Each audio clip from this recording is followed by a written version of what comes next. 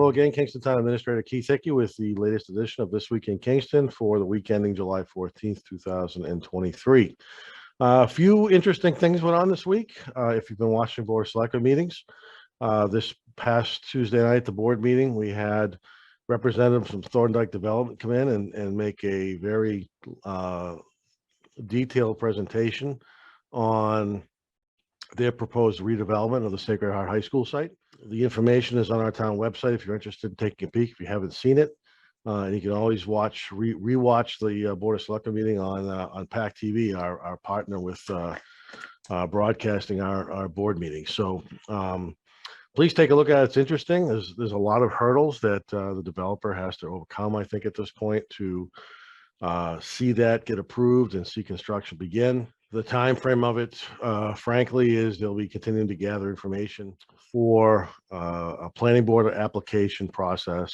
There'll be a need for a zoning change. The zoning change will come forward. I would guess no sooner than the spring 2024 annual town meeting that would address that property. There's some challenges he's going to face, or the development is going to face. First of all, they have a maximum allowable limit of 15% of impervious surface on the site. The impression I had was the developer got a little creative in how they came up with that 15%. There's also an opportunity to have water go back into the ground from roofs and things of that nature, which he can receive credits for. That's a process to the state that he's going to have to satisfy with regards to that. Additionally, as I'm sure everybody's aware, there's a moratorium right now on water and sewer. The water and sewer departments, even if there was no moratorium, would have to decide whether or not they want to extend water and sewer to that section of town. The impact being on that site, as well as with municipal sewer, the opportunity to have smaller property sizes, lot sizes throughout the route is also something that people should be concerned about and at least aware of. And even if they had that availability for water and sewer, it's at the location they want to assign that availability to. The developer has indicated that he does have a well on site now that Sacred Heart High School used that's permitted for 100,000 gallons of water a day. That will satisfy his initial needs. The developer also indicated that he's,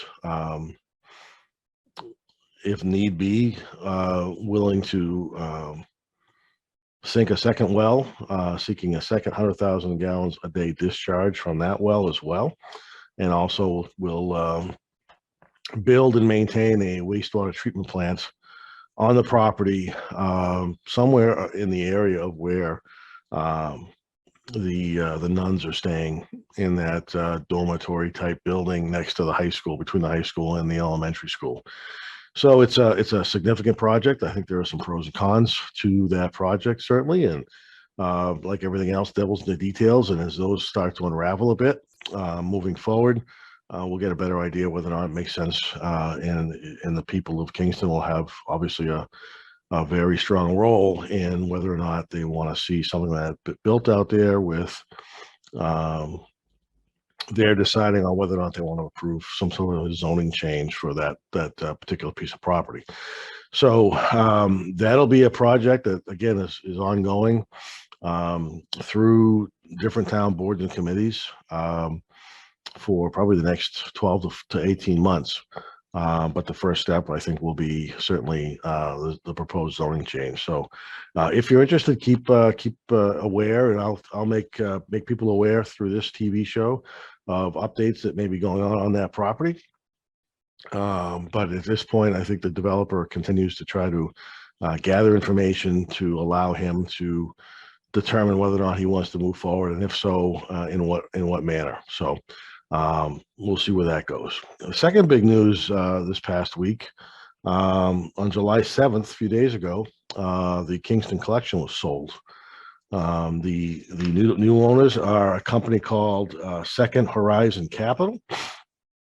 They have purchased at least a couple of different large malls that were underperforming, like the Kingston Collection in the past, and have turned those malls around into destination locations in the community. I've had the opportunity to meet with two of the principal owners of that property over the last 2 or 3 weeks. They seem like they're very, very interested in getting some input and some information from the residents of the community as to what they would like to see out there.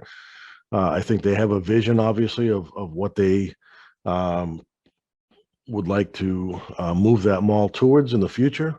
It will not include, from what I understand, any additional housing. They want to make it a location that is a destination location where people can go, maybe some additional restaurants, some additional activities that go on up there, as well as trying to expand the types of retail stores that are in the mall. So we're excited for them to come in. Obviously, that mall has been underutilized for a long time.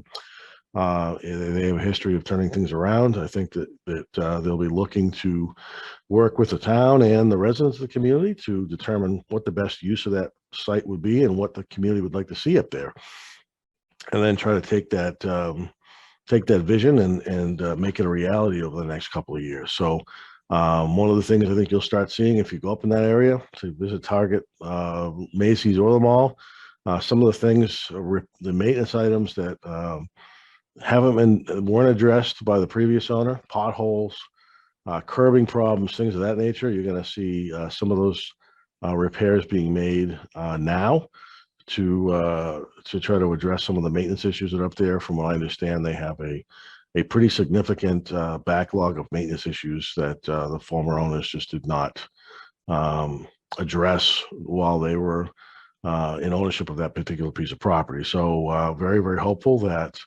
our new owners, Second Horizon, can come in and work with Kingston to make that a site that people are proud of and enjoy going to visit. So we'll see where that goes moving forward.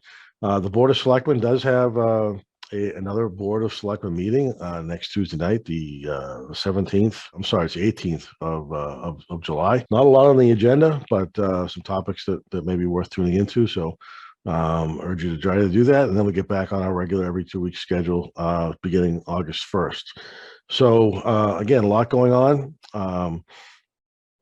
Much of it behind the scenes, but we'll try to keep you up to date and make you aware of everything that's happening, so you can be aware of what's happening in your community. And if you want to come out and voice your opinion one way or another, we'd love to have that. So with that, I want to thank you very much for watching. I hope you guys have a great week, and we'll talk to you again next week.